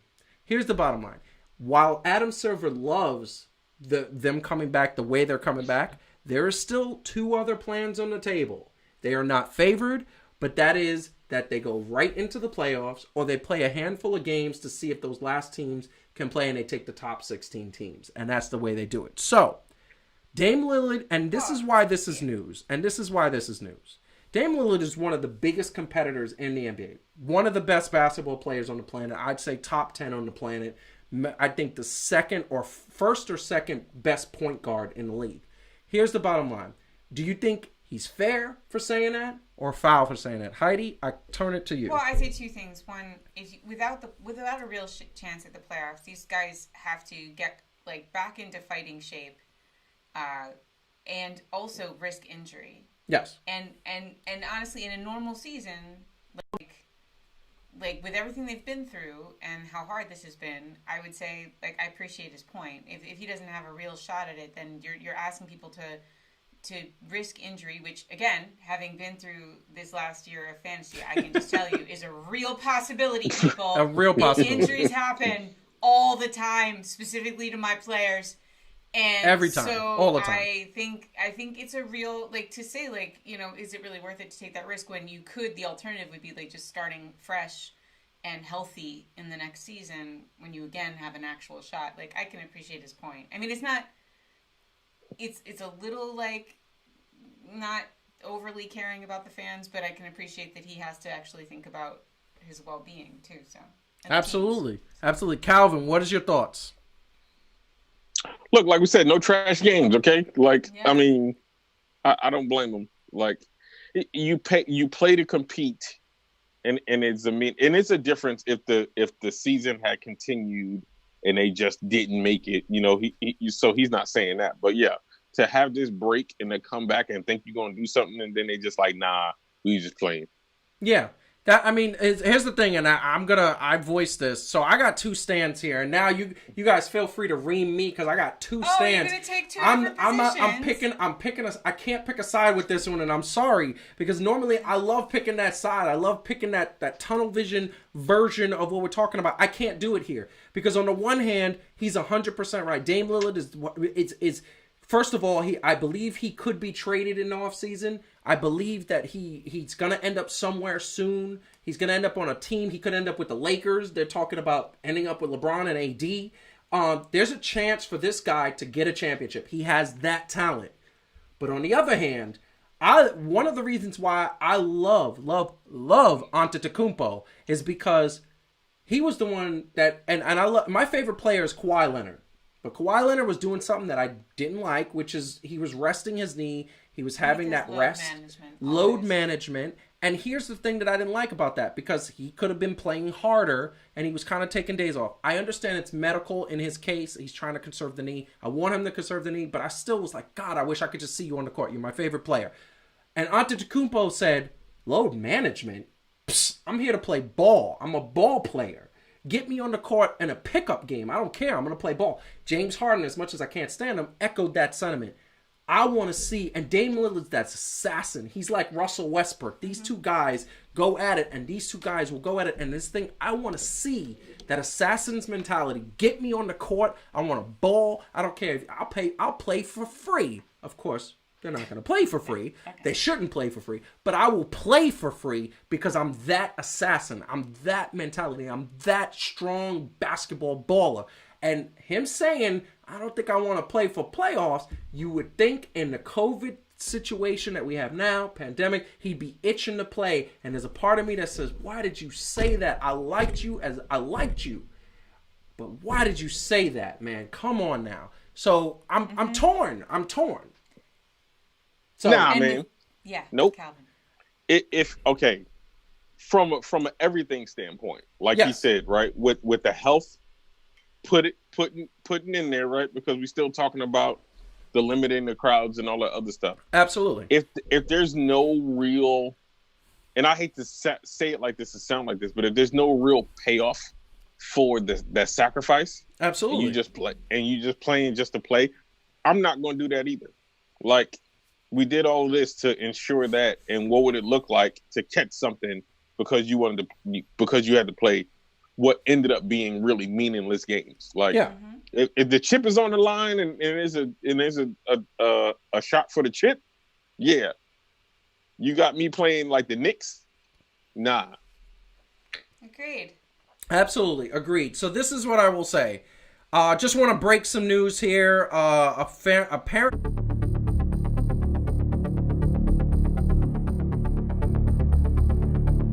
to an agreement with the Players Association. It broke a couple of hours ago. We were on the air. MLS has a players agreement in effect that apparently is going to allow MLS to recoup some of the $1.5 billion that they're losing because of COVID. So, and keep the players employed. So that's going to be awesome. MLS is coming back too. They're another league we're looking forward to and excited to. We're planning on going to some NYCFC games as soon as the fans are left back in. We definitely want to see. Unfortunately, the NBA tournament playoff is going to be in Orlando. They're saying that that's where they're probably going to have it. So New York area won't get to see that. However, La Liga, soccer league is back. The German league is back. Bundesliga. What? How do you say that? Bundesliga is back. So sports is coming back slowly but surely. We have another UFC June 6th. And that is it. Calvin, what do you want to say to the fans and everybody watching? Hey, we love you all. I appreciate y'all rocking with us for so long and staying with us through all of the difficulties and all the other stuff. We bring you tears. We bring you the real. We bring you everything. Remember to like, share, subscribe. Tune in to Heidi's whatever she got. Follow me on Facebook, Twitter, and all that other stuff. Follow everybody. Stay safe.